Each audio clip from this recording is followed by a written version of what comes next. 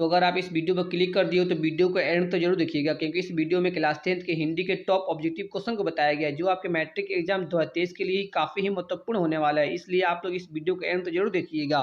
तो आइए हम वीडियो को शुरू करते हैं। इसमें पहला प्रश्न है, डॉक्टर भीमराव अंबेडकर की मृत्यु कब हुई थी? आपको बताना है कि डॉक्टर भीमराव अंबेडकर की मृत्यु कब हुई थी। तो इसका सही उत्तर हो जाएगा ऑप्शन बी, दिसंबर 1956 ईस्वी को। डॉक्टर भीमराव अंबेडकर की मृत्यु 6 दिसंबर 1956 ईस्वी को हुई थी। तो आप इसको याद कर लीजिएगा, ये काफी ही महत्वपूर्ण क्वेश्चन है। इसमें अगला प्रश्न है, 20 के दांत समाज के किस वर्ग की मानसिकता उजागर करती है? आपको बताना है कि आपके पाठ्य पुस्तक में जो 20 के दांत चैप्टर दिया हुआ है, वह चैप्टर किस वर्ग की मानसिकता को उजागर करती है। तो इसका सही उत्तर हो जाएगा ऑप्शन सी, मध्य वर्ग।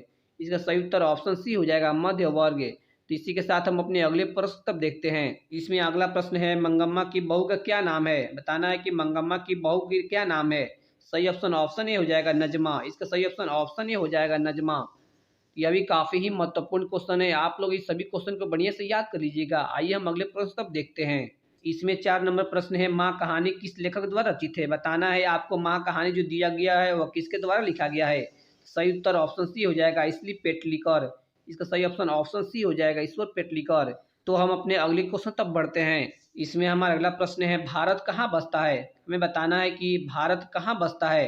तो इसका सही उत्तर हो जाएगा ऑप्शन बी, गाँव में। ठीक है, इसका सही उत्तर क्या हो जाएगा? इसका सही उत्तर हो जाएगा ऑप्शन बी, गाँव में। तो इसी के साथ हम अपनी अगली प्रश्न तब देख पढ़ते हैं। इसमें हमारा अगला प्रश्न है, हजारी प्रसाद द्विवेदी किस निबंध के रचयिता है? आपको बताना है कि हजारी प्रसाद द्विवेदी जी हैं वह किस निबंध को लिखे हैं।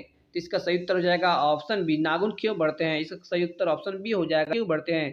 ठीक है, ये इसका सही उत्तर क्या हो जाएगा? इसका सही उत्तर हो जाएगा ऑप्शन बी, नाखून क्यों बढ़ते हैं। तो आइए हम इसके साथ अगले प्रश्न तो बढ़ते हैं। अगला प्रश्न है, देवनागरी लिपि में मुद्रण के टाइप कब बने? आपको बताना है कि देवनागरी लिपि में मुद्रण के टाइप कब बने थे। सही उत्तर हो जाएगा ऑप्शन बी, 2 दशक पहले। यह सही उत्तर ऑप्शन बी हो जाएगा, 2 दशक पहले। ठीक है, इसका सही उत्तर क्या हो जाएगा? ऑप्शन बी हो जाएगा, 2 दशक पहले। तो आइए हम अगले प्रश्न तो बढ़ते हैं। इसमें हमारा अगला प्रश्न है, बहादुर अपने घर से क्यों भाग गया था? आपको बताना है कि बहादुर जो लड़का था वो अपने घर से क्यों भाग गया था। ठीक है, इसका क्या उत्तर हो जाएगा? सही ऑप्शन हो जाएगा ऑप्शन बी, माँ की मार के कारण।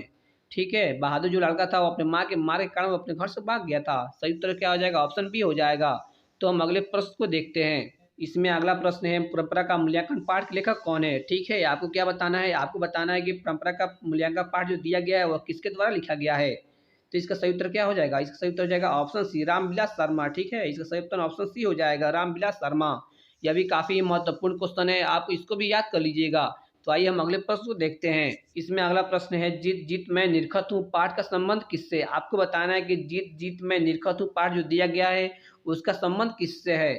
तो सही उत्तर हो जाएगा ऑप्शन सी, बिरजू महाराज। सही उत्तर ऑप्शन सी हो जाएगा, बिरजू महाराज।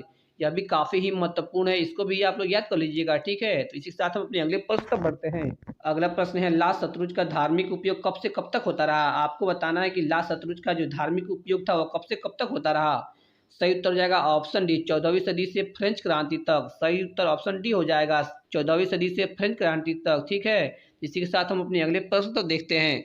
इसमें अगला प्रश्न है, मछली पाठ के लेखक कौन है? आपको बताना है कि मछली पाठ है जो किसके द्वारा लिखा गया है। सही उत्तर हो जाएगा ऑप्शन सी, विनोद कुमार शुक्ल। ठीक है, इसका सही उत्तर क्या हो जाएगा? इसका सही उत्तर हो जाएगा ऑप्शन सी, विनोद कुमार शुक्ल। तो इसी के साथ अगले प्रश्न को देखते हैं। इसमें अगला प्रश्न है, बिस्मिल्लाह खान के नाम के साथ किस मुस्लिम पर्व का नाम जुड़ा है? आपको बताना है कि बिस्मिल्लाह खान के नाम के साथ मुस्लिम का वह कौन सा पर्व का नाम जुड़ा हुआ है। तो सही उत्तर हो जाएगा ऑप्शन डी, मुहर्रम। इसका सही उत्तर ऑप्शन डी हो जाएगा, मुहर्रम। यह भी काफी ही महत्वपूर्ण क्वेश्चन है, आप लोग इसको भी बहुत से याद कर लीजिएगा।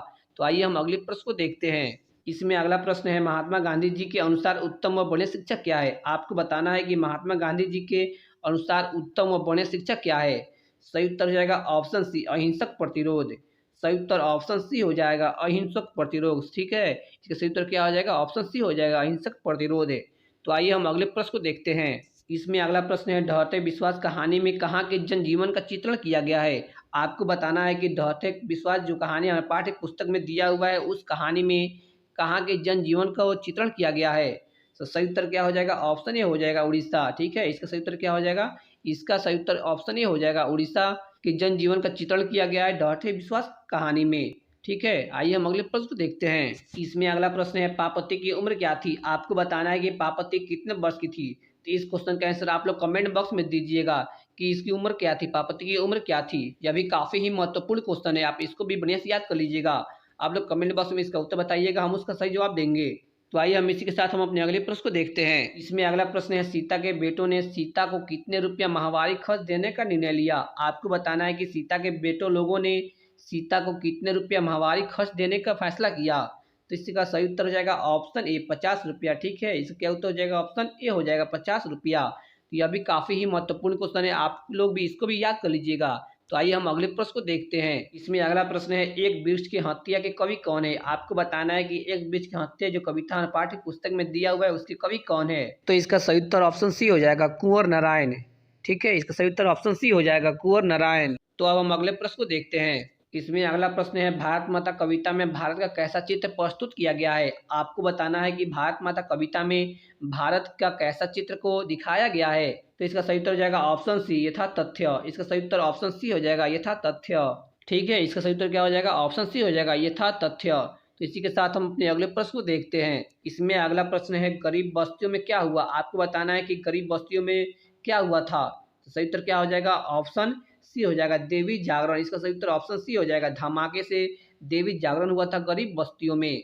क्वेश्चन है, श्रम विभाजन और जाति प्रथा के लेखक कौन है। हमें बताना है कि श्रम विभाजन और जाति प्रथा किसके द्वारा लिखा गया है। तो इसका करेक्ट ऑप्शन हो जाएगा ऑप्शन बी, भीमराव अंबेडकर। इसका करेक्ट ऑप्शन ऑप्शन बी हो जाएगा, भीमराव अंबेडकर। तो आइए हम अपने दूसरे क्वेश्चन तब चलते हैं। इसमें हमारा दूसरा क्वेश्चन है, 20 के दांत कहानी है, यानी हमें बताना है कि 20 के दांत कैसी कहानी है। तो इसका करेक्ट ऑप्शन हो जाएगा ऑप्शन डी, मनोवैज्ञानिक के। इसका करेक्ट ऑप्शन ऑप्शन डी हो जाएगा, 20 के दांत मनोवैज्ञानिक कहानी है। तो आइए हम अपने अगले क्वेश्चन तक बढ़ते हैं। इसमें हमारा अगला क्वेश्चन है, दारिस नामक सोने से सिक्के से भरा घड़ा किसे मिला था। यानी हमें बताना है कि दारिस नामक सोने के सिक्के से भरा घड़ा किसे मिला था। तो इसका करेक्ट ऑप्शन हो जाएगा ऑप्शन सी, वारेन हेस्टिक्स से। इसका करेक्ट ऑप्शन ऑप्शन सी हो जाएगा, वारेन हेस्टिक्स से। तो हम अपनी अगली क्वेश्चन तक बढ़ते हैं। इसमें हमारा 4 नंबर क्वेश्चन है, लेखक के अनुसार मनुष्य के नाखून किसके प्रतीक है। यानी हमें बताना है कि लेखक के अनुसार मनुष्य के जो नाखून है वो किसके प्रतीक होता है। तो इसका करेक्ट ऑप्शन हो जाएगा ऑप्शन सी, पांचवी वृत्ति के। इसका करेक्ट ऑप्शन ऑप्शन सी हो जाएगा, पांचवी वृत्ति के। तो इसी के साथ हम अपनी अगली क्वेश्चन तक बढ़ते हैं। तो इसमें हमारा 5 नंबर क्वेश्चन है, नागरी लिपि के आरंभिक लेख हमें कहाँ से मिले हैं। यानी हमें बताना है कि नागरी लिपि के जो आरंभिक लेख है हमें कहाँ से मिले हैं। तो इसका करेक्ट ऑप्शन रहेगा ऑप्शन सी, दक्षिणी भारत। इसका करेक्ट ऑप्शन ऑप्शन सी हो जाएगा, दक्षिणी भारत। तो आइए हम अपनी अगली क्वेश्चन तक बढ़ते हैं। इसमें हमारा 6 नंबर क्वेश्चन है, बहादुर को कितने रुपये चोरी का इल्जाम लगा था। यानी हमें बताना है कि बहादुर पर कितने रुपये की चोरी का इल्जाम लगाया गया था। तो इसका करेक्ट ऑप्शन हो जाएगा ऑप्शन बी, 11 रुपया। इसका करेक्ट ऑप्शन ऑप्शन बी हो जाएगा, 11 रुपया। तो इसी के साथ हम अपनी अगली क्वेश्चन तक बढ़ते हैं। इसमें हमारा अगला क्वेश्चन है, साहित्य की परंपरा का पूर्ण ज्ञान किस व्यवस्था में संभव है। यानी हमें बताना है कि साहित्य की परंपरा का पूरी तरह ज्ञान किस व्यवस्था में संभव है। तो इसका करेक्ट ऑप्शन हो जाएगा ऑप्शन सी, समाजवादी व्यवस्था। इसका करेक्ट ऑप्शन ऑप्शन सी हो जाएगा, समाजवादी व्यवस्था।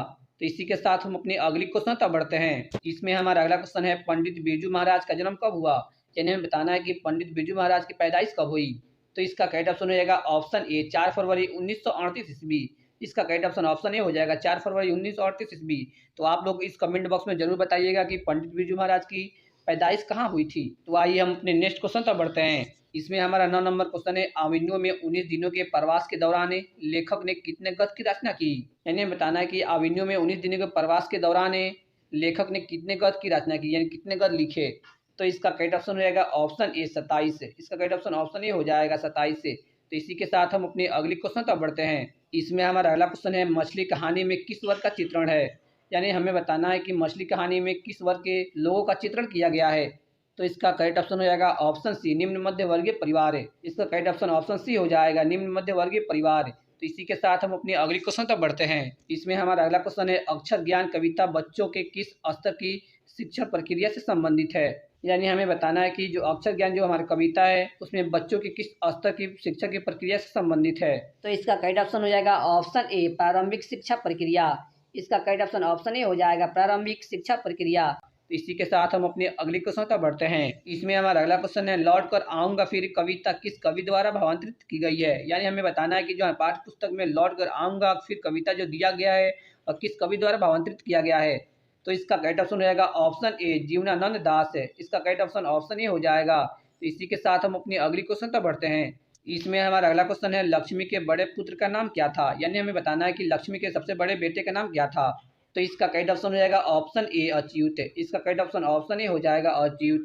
तो इसी के साथ हम अपनी अगली क्वेश्चन तक बढ़ते हैं। इसमें हमारा अगला क्वेश्चन है दहिल वाली मंगम्मा के लेखक कौन है, यानी हमें बताना है कि दहिल वाली मंगम्मा के किसके द्वारा लिखा गया है।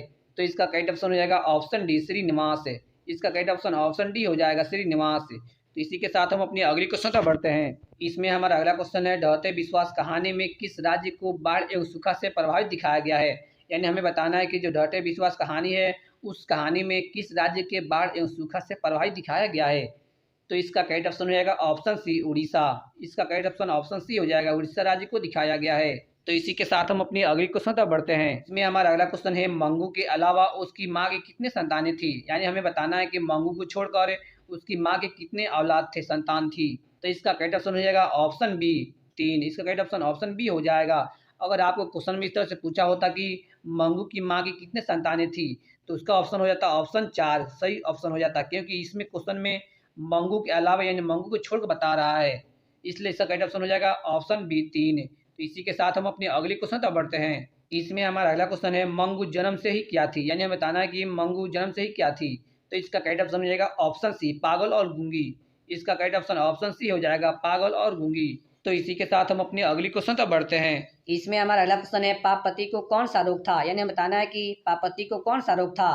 तो इसका करेक्ट ऑप्शन हो जाएगा ऑप्शन डी मेनिनजाइटिस। इसका करेक्ट ऑप्शन ऑप्शन डी हो जाएगा मेनिनजाइटिस।